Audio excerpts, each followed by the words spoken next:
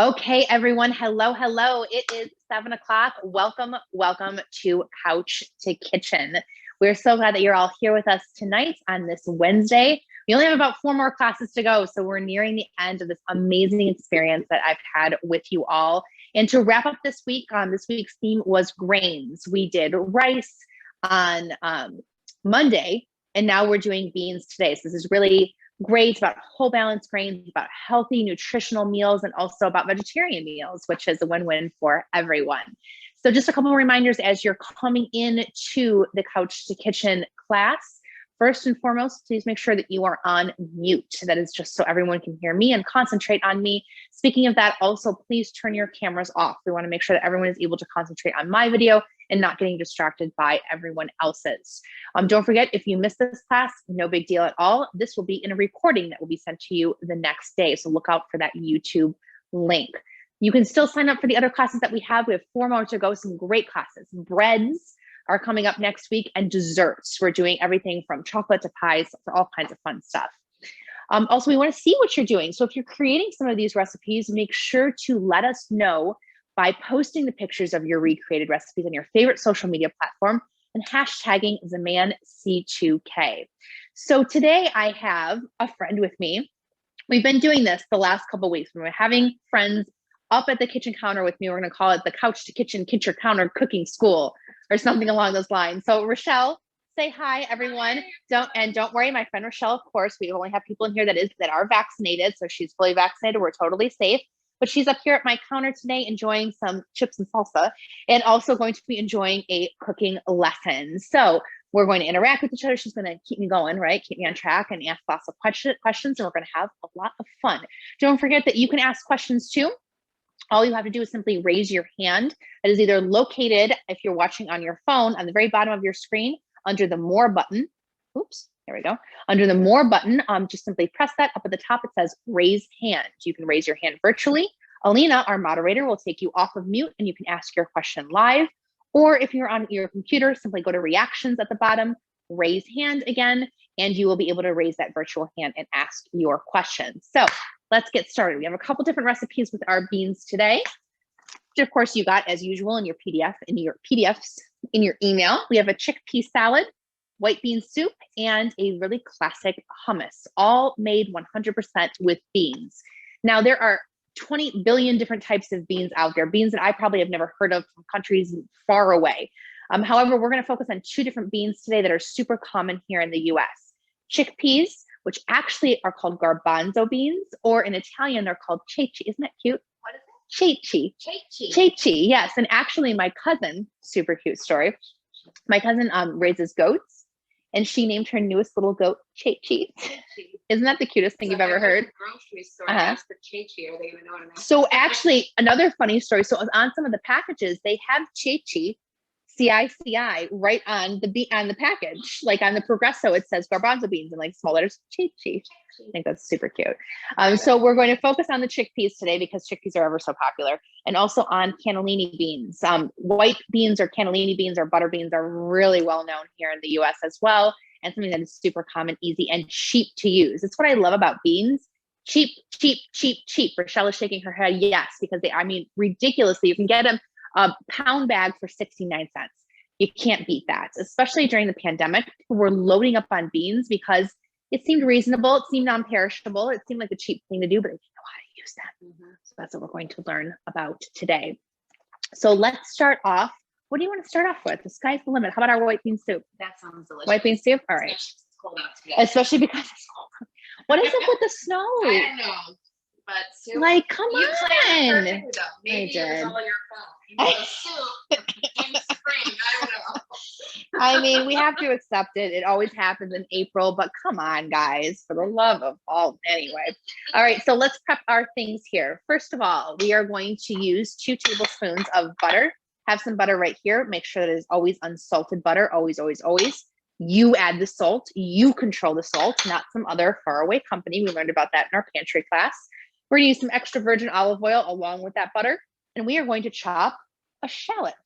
This is 1 big shallot. These are 2 medium shallots. We'll start off with those. I love shallots too. Why do you like shallots? Tell me. It sautés so beautifully, especially in butter, which we're going to do. But I love them because they're so much more milder than onions, which I tell everyone. My mom, every single time, she's so funny. Every single time I pull out a shallot, she goes, I never cook with shallots. Like, you have this conversation every time I cook with a shallot. You say you're going to cook with shallots and you never do. But they are awesome. All right, so let's get rid of these here. We're just going to give these a nice little slice. No need to mince them fine because we are going to saute them and get them nice and soft.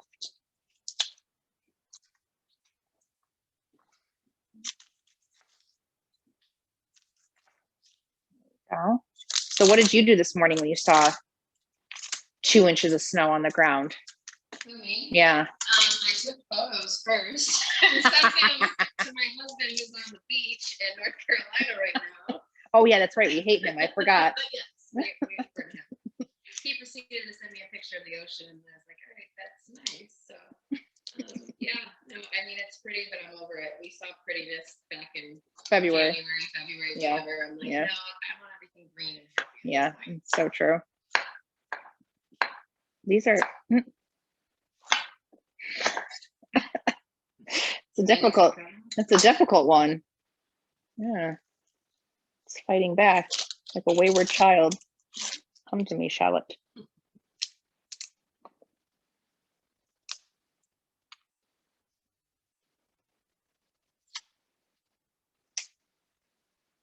Really? Mm-mm. Don't like me. Aha.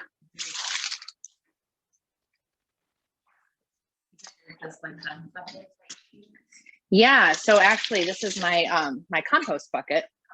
Yeah, Luke and I were talking about that last season, composting, which I love.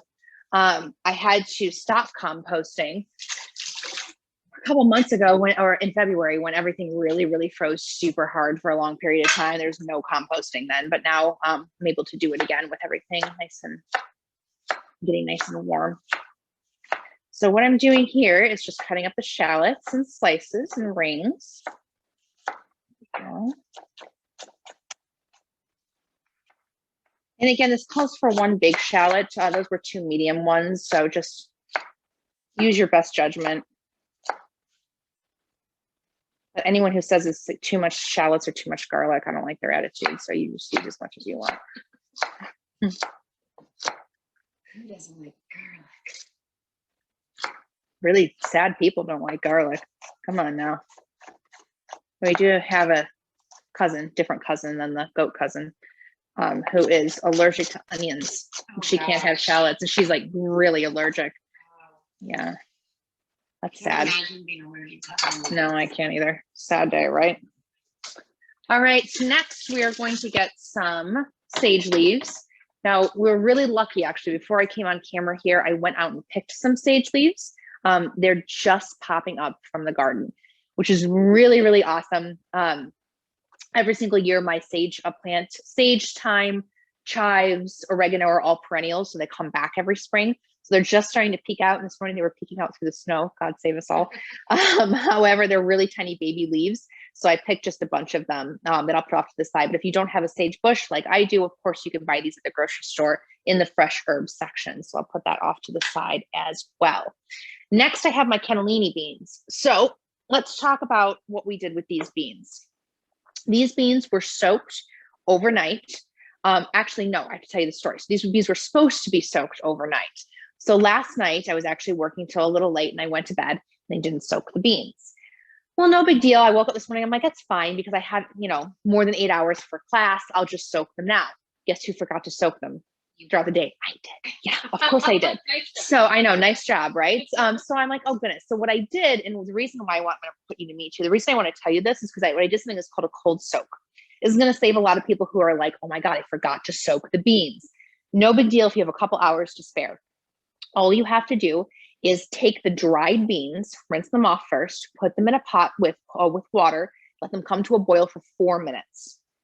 After that, put on the lid, let them sit in that same water with the heat off for an hour. Then you can start boiling them like you would normally. It's the exact same as soaking them, exact same. So what you had to do overnight, you could actually accomplish in an hour. So I saved myself, saved the class, saved the beans, and we're all good. So I did a cold soak with these, or you can soak them overnight. And then what I did is I really, I boiled them until they were really soft. You have to watch the water level too, because you don't want the lid on. The amino acids with the beans will start bubbling and foaming out of control and blow off your lid. It's not fun. So keep the lid off, but you have to control the water level because it takes so many hours. You have to actually like pour in a little more water, pour in a little water, pour in a little more water. And I really kind of boiled these to smithereens because I'm going to be making a soup where I smash the beans down. So I boiled them till the skins are kind of coming off them. So that's this. I'm going to drain these and bring them back over here. I just kept them in the water to keep them fresh. So why do you canned beans or you just recommend it? No, absolutely. You can do them with canned beans. Absolutely. So Absolutely. There is, let me tell you something. There is nothing wrong with canned beans as long as you buy the right canned beans. So canned beans, first and foremost, a little bit about the can. A lot of the cans have BPA liners, chemicals in them. They don't recycle so well. I'm not a huge fan. So I've been getting these beans that are boxed beans that are actually in these all recyclable cardboard boxes, which I'm obsessed with. I love these things. Really great company. Also make sure that you're getting beans that don't have any added preservatives or too much extra salt, because again, you always want to add the salt. But as long as you do that, and you know, I mean, they're not 69 cents, but they're also not, you know, $4 a can. You're going to spend a little more, but it's worth it.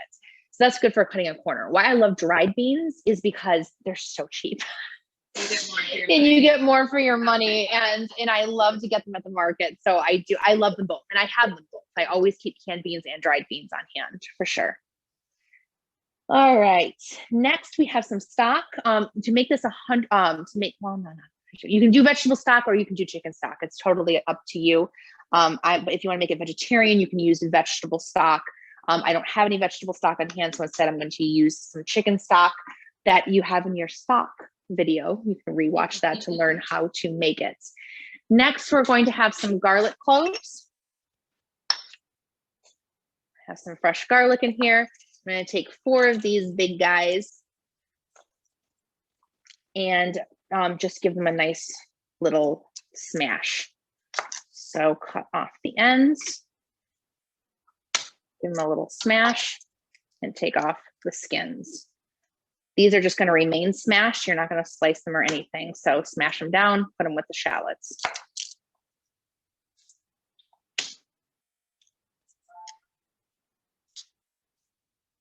There we go. Smash them down, beautiful.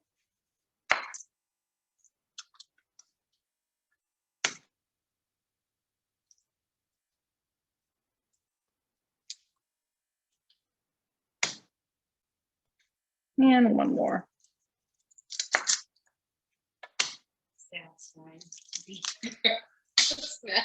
Oh, it is, absolutely. And actually, that's a good thing to remind everyone. If you haven't come to all the classes, I know you've seen me do this a million times. However, cut off the woody end, give it a little slight smash, and the skin will come off really easily. And of course, from there, you can slice, you can mince, or you can smash again. Okay, next I have some salt and pepper here off to the side. And I also have a half a cup of heavy cream that I've let to come to room temperature so it doesn't curdle. That will go in last. So let me take you over to the big pot.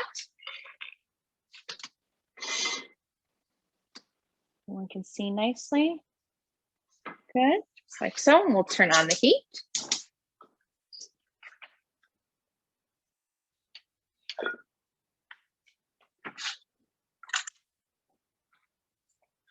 We're going to add about 2 tablespoons of butter and some olive oil to that. Extra virgin olive oil here. Let that all melt together, and then we'll add in our shallots and our garlic. We're going to get the shallots and the garlic nice and soft.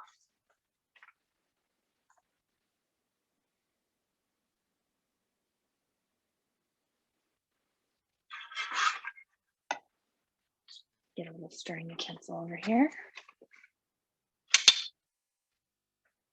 How do we look, Ro? It looks good. Smell delicious in here. It is. There's nothing quite like when garlic and onions go together. And it's so funny. You'll walk in and you don't even start cooking. Oh, it smells so good in here. I didn't do anything. Maybe that's how you should sell a home. Forget cookies. Saute garlic and onion. People are coming in. Cookies. Primitive. But speaking of, we are doing a great dessert class with cookies. So take the cookie class. Yeah. Oh, that'd be fun. Kitchen counter cooking school to the next level. All right, so we're gonna take my shallots and my garlic and add them in with the butter and onion mix, or the butter and olive oil mixture. Excellent. Now remember, always, always, always, you are going to salt in layers. So make sure that you're always salting with a little bit of pepper, your onions and garlic. This is going to release water. It's going to help them cook down. And get nice and soft.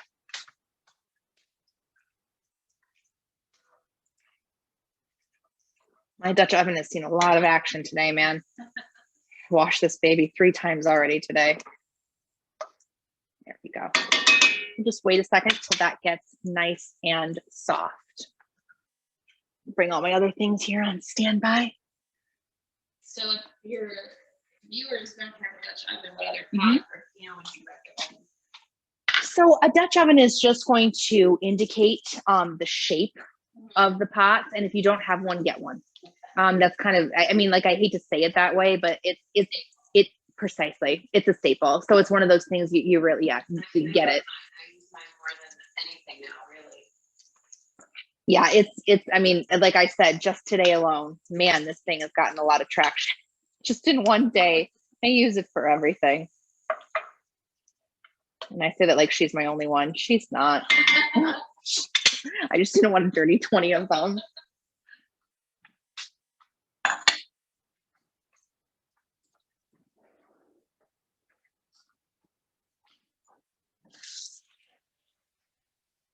The heat's pretty much on medium right now, everyone. I just want to get these again nice and soft.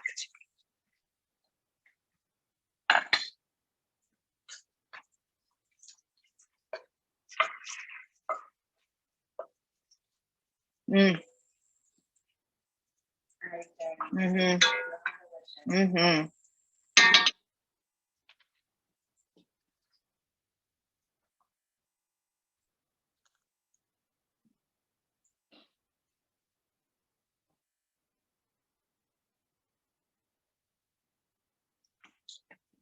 Another thing I love about this soup is that it's not going to take a long time at all. We're talking like 20 minutes max. Yeah, especially if you want to go ahead and use the canned beans, it is quick. Precisely. And to talk about beans for just a hot second, so beans are considered an almost complete protein, complete food. Like, it is unbelievable how much nutrients and good stuff is in beans, especially if you are someone who wants to cut down on your meat intake, which I hold the strong view that all of us should. I'm not promoting going vegetarian or vegan or anything like that. I'm 100% a carnivore. But at the same time, we go meatless at least 2 times a week. It's good for your body. It's good for the environment. It's just good for you in general. And so beans are something that I always have because I cook with so often in so many different forms. They're so filling. They're wonderful. Now I'm going to add my sage leaves here. You add them in whole like that. Yeah. And actually, here's the thing about sage. Sage can be really fried up until it's a little bit crispy. And that heat is going to release beautiful oils on them as well. So it's a remarkable herb that you can just plop in whole and let the heat do its magic on it. Mm-hmm. Now we're going to add our beans that have been pre-softened. Beautiful. Mix everything up in there. Let it get nice and happy together. And remember, salt in layers. So let's add some salt. Add some pepper. 100% need to add some more salt there. But of course, you can always taste for that later. turn up the heat, and then we are going to add our stock.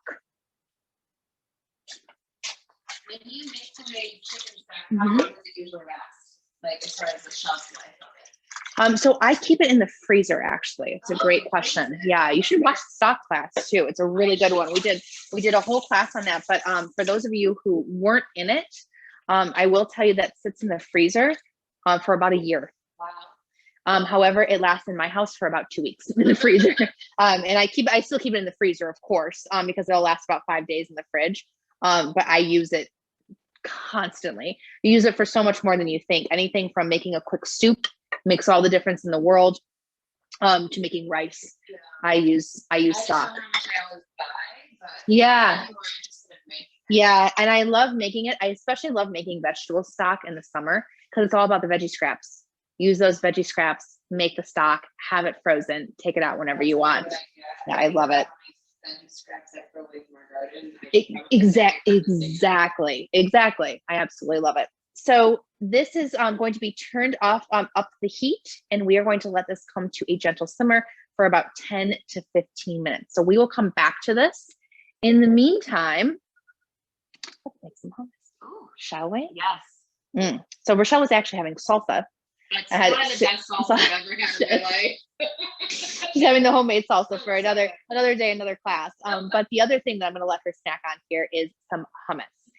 So hummus is one of the most popular things. The other reason that I wanted to show you this, one of the most popular things that you buy at the store. What's something that everyone throws in their cart?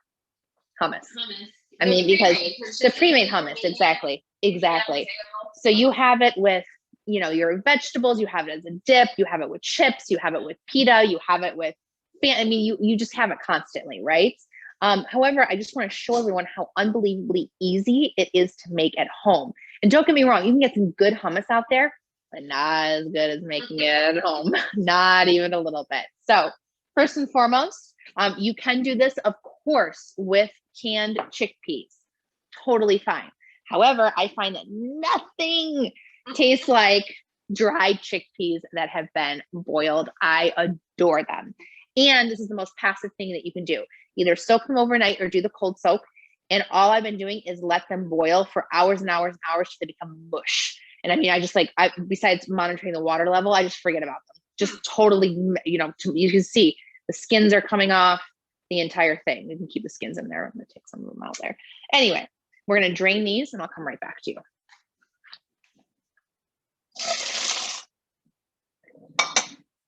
It is a thing where some people actually take off the individual shells of the chickpeas, but I don't have time for that. So you'll just use them like that. And then that's the recipe on it. Oh God, no. No. Okay. So I have my chickpeas and I am going to add them here to my food processor. You can certainly do this in a blender.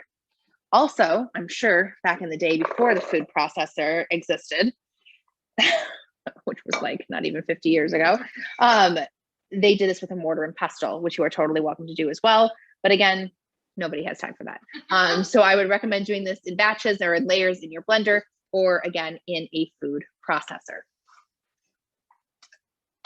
So a couple things that you are going to need. I'm going to bring you back over to the cutting board. First of all, you're going to need some lemon. We're going to use fresh lemon juice in this. You're going to need tahini. So tahini is a sesame seed paste. This is what makes hummus taste like hummus, though you might not know it. All tahini is sesame seeds that have been ground down, milled, and processed until their oil actually comes out of them, and it is like a thick peanut butter paste. So this is good tahini. All it should say is sesame seeds. That's it. No chemicals involved. This is one that I love. That the Alkanator is a fantastic tahini. And I'm going to actually, I have two to use. This I have to use up, and then this one I'll use after that. But when you open up tahini, what you will see is the oil all at the top there, and it has to be really like stirred together. And you'll see this thick peanut butter-like substance. Almost smells like peanut butter too, which makes sense because of the seed, or, and peanut butter, of course, are nuts ground up. But you really have to get down deep in there to get the consistency right. So I'll put that off to the side. Next thing that you're going to need is some garlic.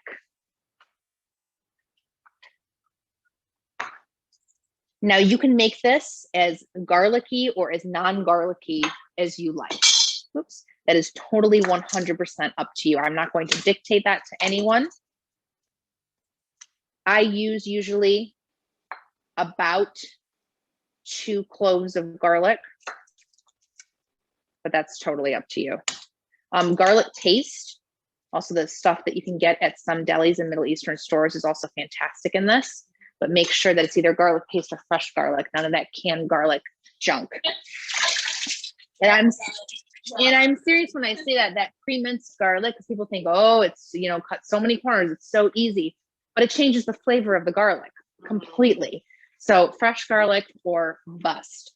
Also, speaking of that, your lemon juice. You cannot do the lemon in, what are those things? What? The lemon in the, the little pre-made lemon. you can't do that. The squeezies. You can't do the squeezies. You can't. It's not the same thing. It's, I don't think it tastes and even if it's just not the same, you need to get a lemon, cut the lemon and squeeze the lemon juice. It makes a difference. You're rolling that to... I'm rolling it to release some of the juices a little bit, especially in tougher lemons. It kind of gets the juices going a little bit. So we'll give these a nice little roll, cut them.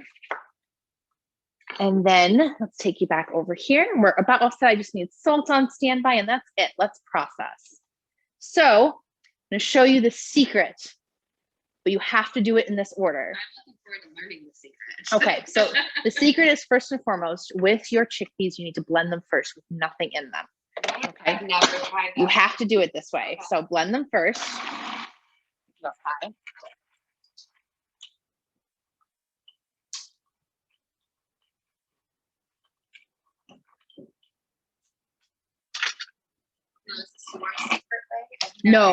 No, this was taught to me by some very wise older Lebanese women. And this was actually taught to my sister first by some wiser Lebanese women, and then taught to me through another wise Lebanese woman. Just trust them. Wow.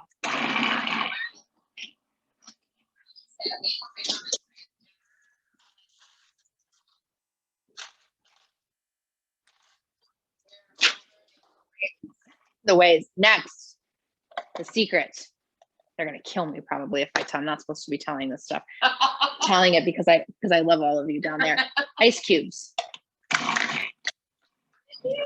Ice cubes will thin it out, give it a great consistency and a beautiful white color by adding water slowly, a little bit at a time.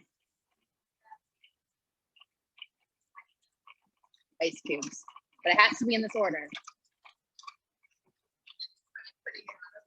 I have. It's, don't do that. Don't do that.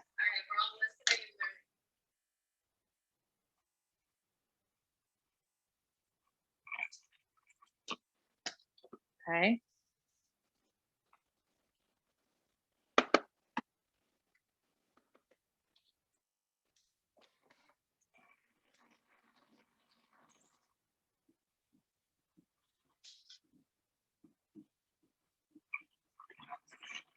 So what you're looking for is kind of like a thicker consistency, almost like a thick paste right now, right?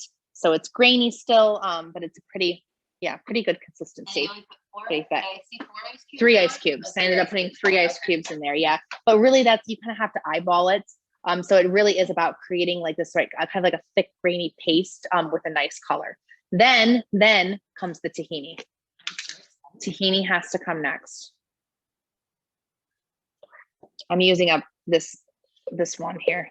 So you're going to put a lot more tahini than you think is necessary.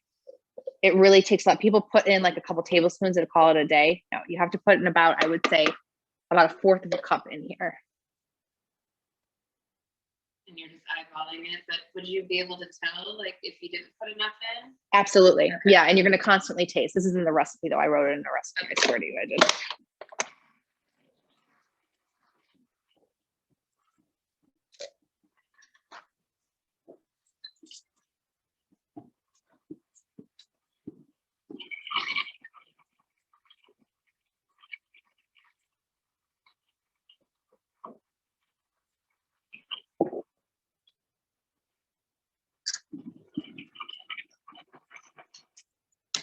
All right, we're gonna taste it for.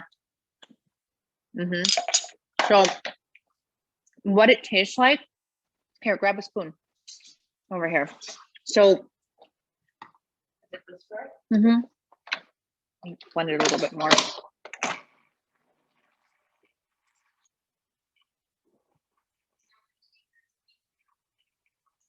So I get mine from any of your local Middle Eastern stores that are in the area because they always have my favorite, which is Alkanator. Yeah, I really, really love that that particular brand. It always has the orange cap. So go ahead and give that a taste. What you're going to taste is a really, really thick, nutty flavor. Very right? Very similar to peanut butter. This is very thick and it's very dry right now, right? It's kind of like sticking to the back of your throat. Yeah. This is where we're going to really balance it out with the garlic, but also more importantly, the lemon. Okay. So it 100% needs a whole heck of a lot of salt, but we haven't gotten there yet. And remember, since we boiled the beans, there's no salt that is added. I never tried hummus at that point, but now I understand you're looking for the nuttiness. Yes, absolutely. And it's funny because if it wasn't there, you would miss it. You just didn't realize it. Interesting. So we're going to add salt. And now we're going to add our garlic. And we're going to add our lemons. You need more lemons than you think. Okay. Probably at least 2. Probably, if not more. Now the beans that you use, the garbanzo beans, or wait, what's the other word? Chickpeas. What would be the equivalent if someone were trying to use canned beans? Just one can. It's just one can. 1 14-ounce can makes, I'd say about 2 cups of hummus or so. It makes a lot. You really don't need that much.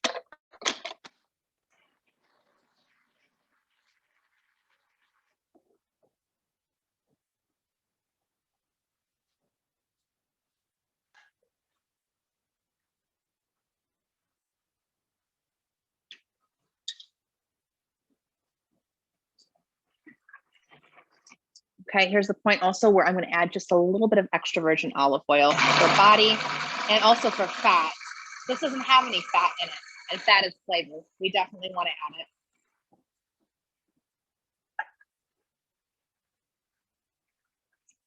add it. All right, let's give it a taste. You have your spoon still? Oh yeah, girl, we have to keep tasting here.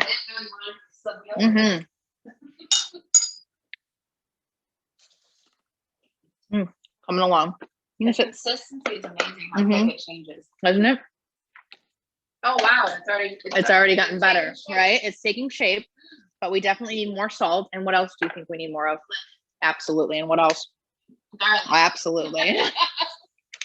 So basically more of everything. I mean, I love garlic. You're not going to upset me by putting more in no, not at all. Wow, right? That's delicious already though. It's so interesting to taste it at that first stage where it was just like a pasty, right? Nutty taste, and now it's our just from adding the acid and our aromatics. Wow. One more.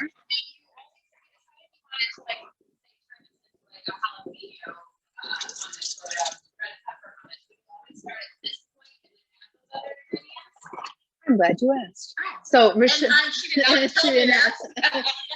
Rochelle's question was, if you wanted to make this a certain type of hummus, roasted red pepper, jalapeno, where would you add it? She's absolutely right. You would add it at this point. You need to build this first, this base, then add your other things. I add things like jalapenos and roquefort all the time. I love it. Today, we're going to actually add just spices.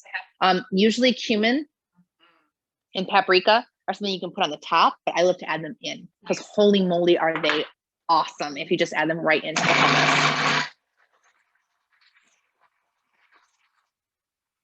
All right, ready?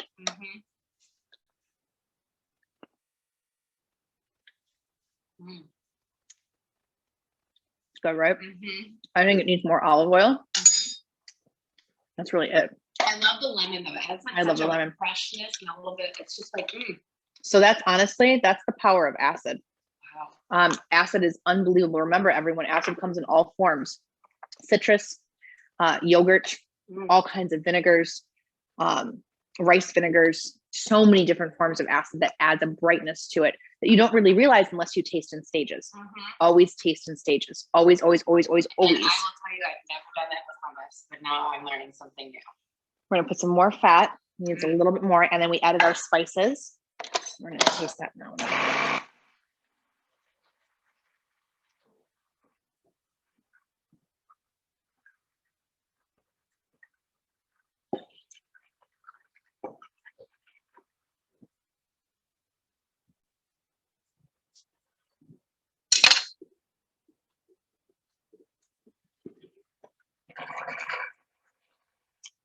All right, let's taste. Go ahead. Mm-hmm. Oh, that's delicious. Mm-hmm. Subtle, that spice, right? really took it Subtle. up a notch. Super subtle. So now what I'm gonna do, add a little more fat. Again, I want it to be a little more silky, and I'm just gonna let this go. I'm gonna let it blend for a while. Really? Yeah, because that's how you get it super duper smooth.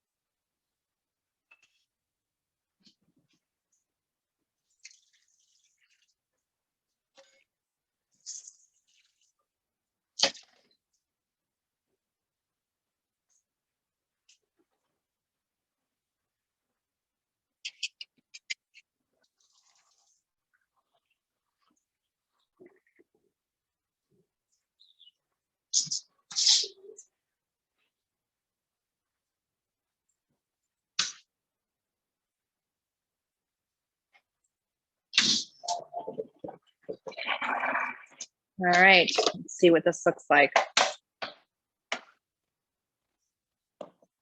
Go ahead. Look at, so the longer you just, it Mhm. just gets that velvety. Mm-hmm. Oh, it's getting creamy. That is so good. Right? I'm gonna let go a little bit longer and reset myself here. Wow.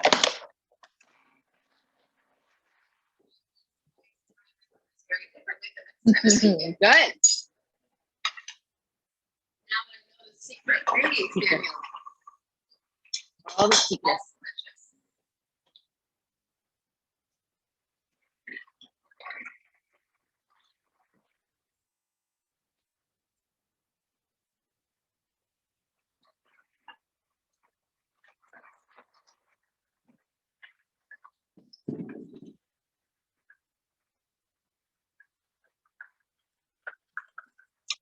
All right. So one more thing I want to show you before I actually give this to Rochelle to just totally go to town on. I want to show you a platter. I have a little pretty platter here. I'm going to show you a great and simple way to plate hummus, especially if you're doing this for guests. Okay. So just simply take it out, dollop it in the middle, Look at that consistency. Like, right? perfect. Gorgeous. Dollop it in the middle, just like so. Then take your rubber scraper and kind of spread it out. Yeah. Mhm. So you make a little hole in the middle. Take some olive oil right in the center. And then I saved some of those boiled chickpeas. Put the chickpeas all around just like so. And if you're so inclined, you can also put a little more of that paprika and cumin. Right. Look at that.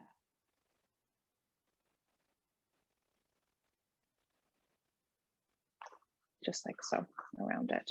There you go. You have a pretty little plate. Beautiful. I'm gonna put this around with the other stuff. You like it with chips? Yeah, sure. It works for me. Dig in. Thanks. You're welcome. All right. Delicious.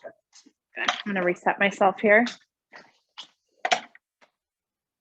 Rochelle, you are going home with some hummus today. I'm very happy about that. Luke is missing out because he is not home. but Beach. I will enjoy it. The beach. Yeah. You can go back to the beach. That's great. I get lucky enough to enjoy one of my very dear friends' cooking. This is amazing. Good. Glad you like it. Taste this. Okay. So we're going to move on to our really simple chickpea salad. I'm excited. I wanted to show one of my favorite summer dishes that is really easy breezy, and also to show the fact that beans don't have to be eaten hot. They can be eaten at room temperature, they can be eaten cold, they can be eaten in all different sorts of ways, but also they can be had as a main dish or a side dish, whatever you would like. The salad can be the main event or it can be a sideshow. So first and foremost here, I'm taking out all my vegetables, and we need to start off with the chickpeas themselves.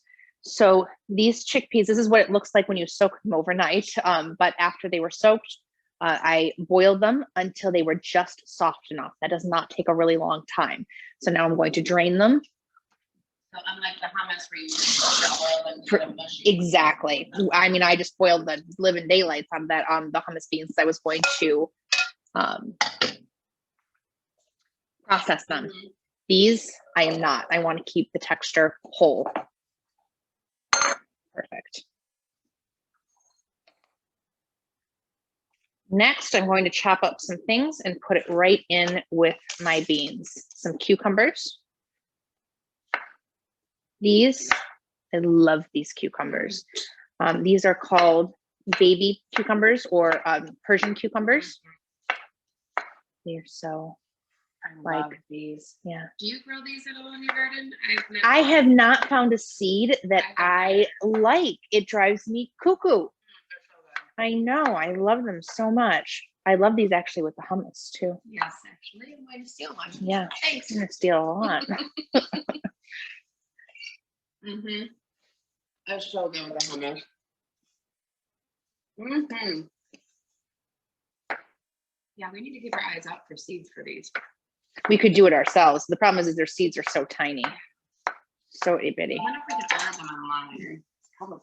Probably. Oh, thank you. You're welcome. Okay, next we're going to do a red bell pepper. Now your recipe in there calls for radishes, which I adore in this, especially for the springtime, because radishes are the first thing that come up. Someone in my house, a little fairy, ate all my radishes. It was me. And yeah, I forgot. So instead we're going to do a pretty bell pepper here for a little bit of color, but just a reminder that a salad is framework, right? You can put whatever you like in this. Just gonna chop up some small pieces here.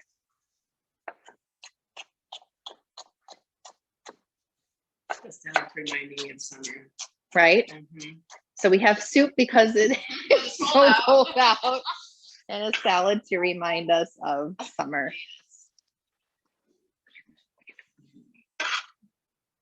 All right, all of that is going in my bowl.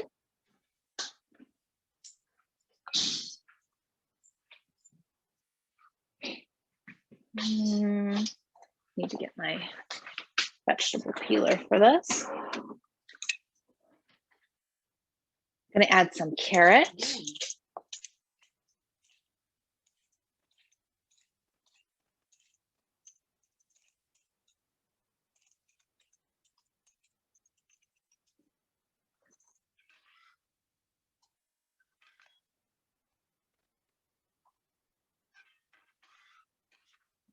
a little rinse real quick.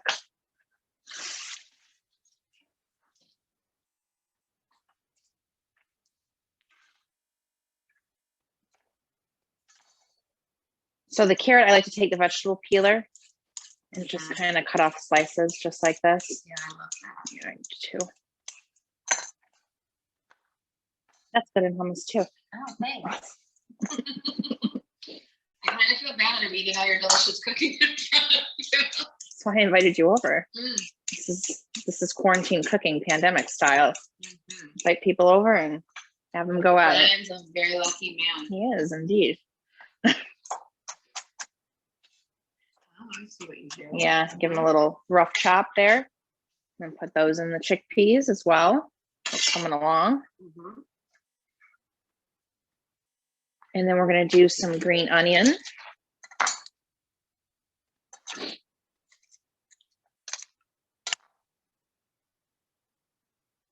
Give some of these a little rinse here.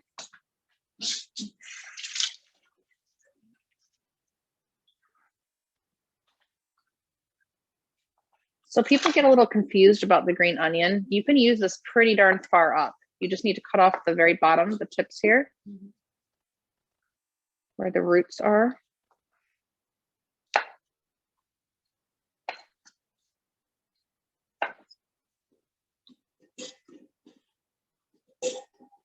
You won't use all of them, just a couple of them.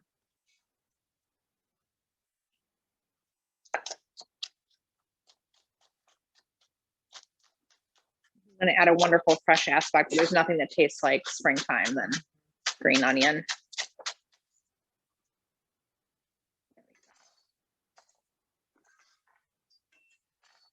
Oops. Salad.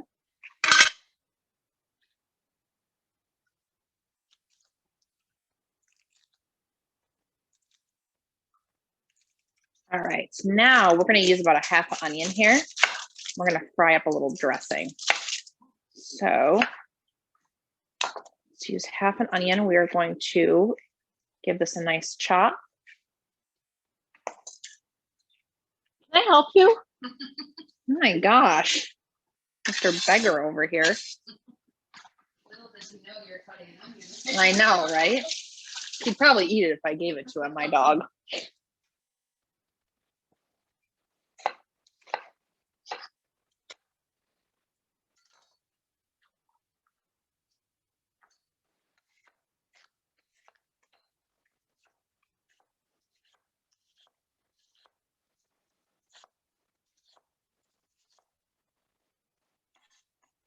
Go, excellent.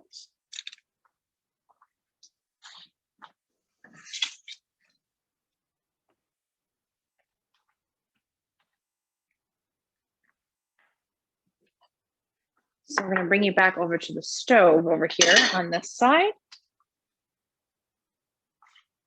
Heat up this skillet and add a good amount of extra virgin olive oil in it.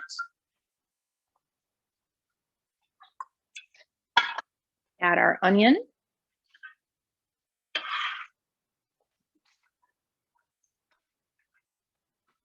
And add a bit of lemon zest.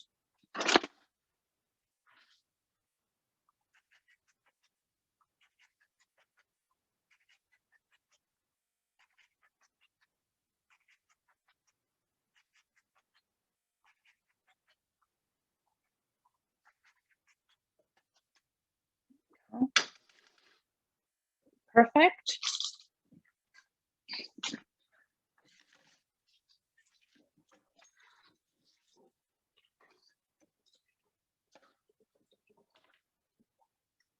Make sure that gets hot.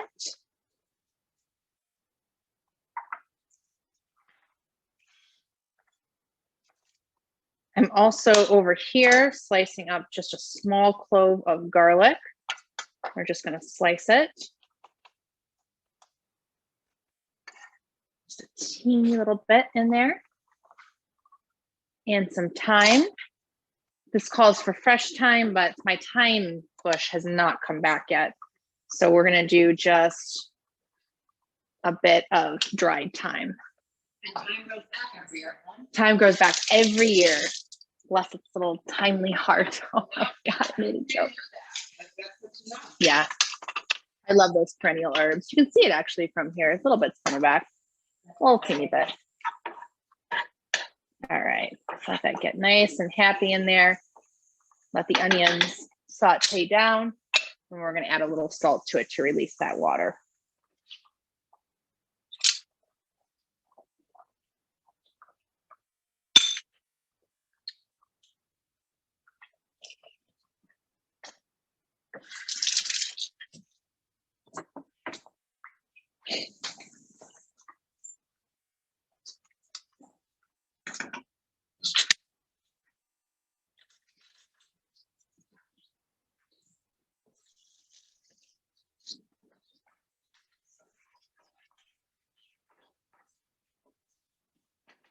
Okay, well that's sauteing. Let's come over here and finish up our salad.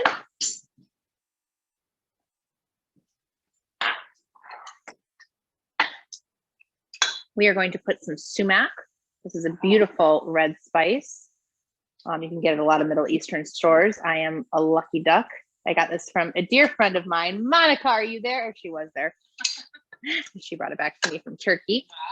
But you can get it at a lot of Middle Eastern stores. We're going to do half a lemon. We'll squeeze of lemon juice in there.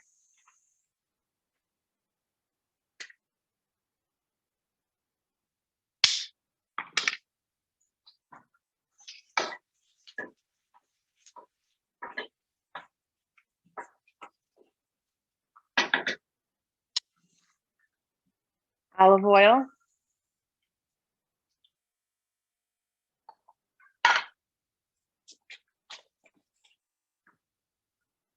Some salt. Maisie, shush. Stop. And a little bit of fresh parsley. Just a tish bit.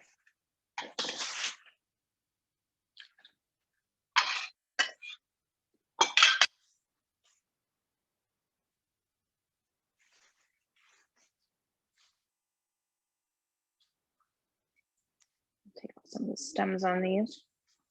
Got near the end of the barrel there. Can't wait till parsley starts to come up again. Do you have parsley in that arrow garden of yours? I just switched my arrow garden, so yes, now I have Italian parsley, basil and thyme. I love that little thing. It's perfect in the winter if you want fresh herbs. Yeah. Grow it here unless we did hydroponic, which I just don't have room for that. All right, so there's your sauteed onions. Wow. Right in there.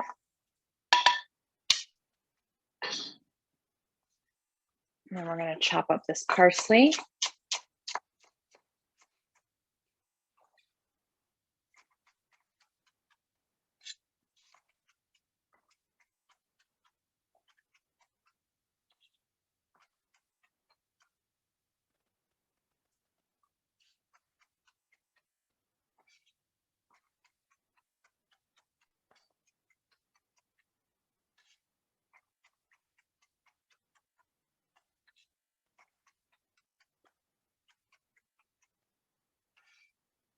All right, parsley goes right on the salad. Let's mix this up.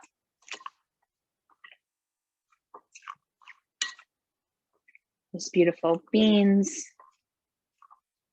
all the lovely vegetables. The sumac gives it such a nice tang along with the lemon juice.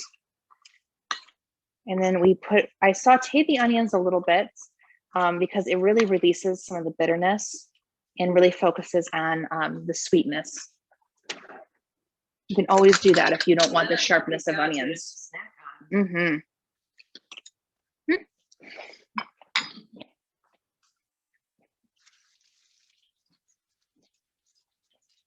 Need a little more salt, no more olive oil. And put a little more sumac too.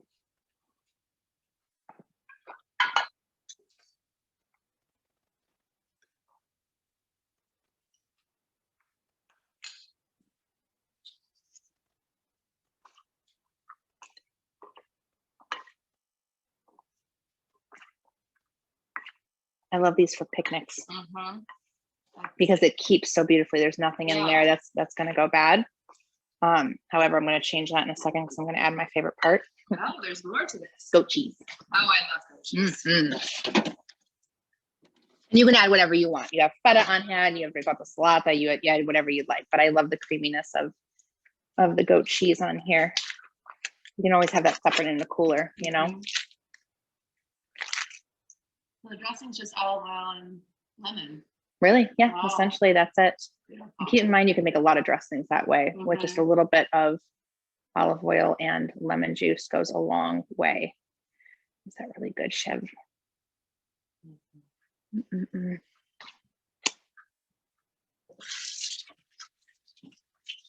So there is our bean salad. Again, the sky is the limit on what you put in it.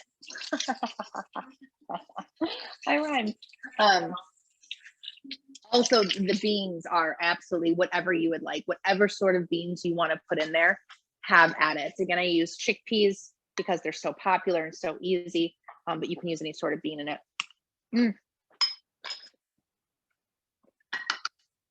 Would you like some? Oh, I love them. I'll give you the whole bowl. I need the whole bowl. I mean, all right, let's finish off our soup over here. I'm going to show you what I'm going to do with the soup.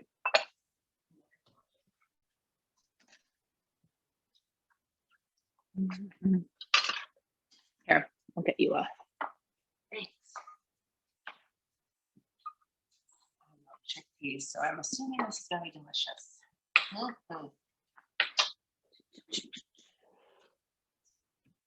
Mm-hmm. I need a certain type of bowl for this. Okay, so soup is done. I'm going to keep the temperature on super duper low. I'm going to show you what I'm going to do to cream it a little bit. I'm going to take a bowl off to the side here. And I'm going to scoop in. Don't need that much of the broth. I just need the whole beans. Perfection. Then I'm going to bring you back over here to the big board. Cheese in this? Totally cheese. You like it? Good. Put goat cheese in my breakfast cereal if someone would let me. I'm going to take a potato masher and I am going to mash. You can also do this in your food processor. My food processor is a little busy right now, AKA dirty.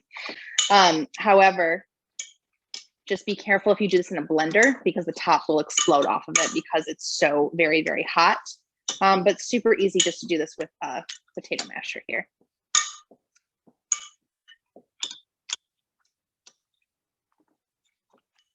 What's cool about this, what you're doing is really giving it consistency. So you have still some beans that are whole in there, combined with the mashed beans are going to make for a creamy consistency. Okay, so these are going to go back in the pot.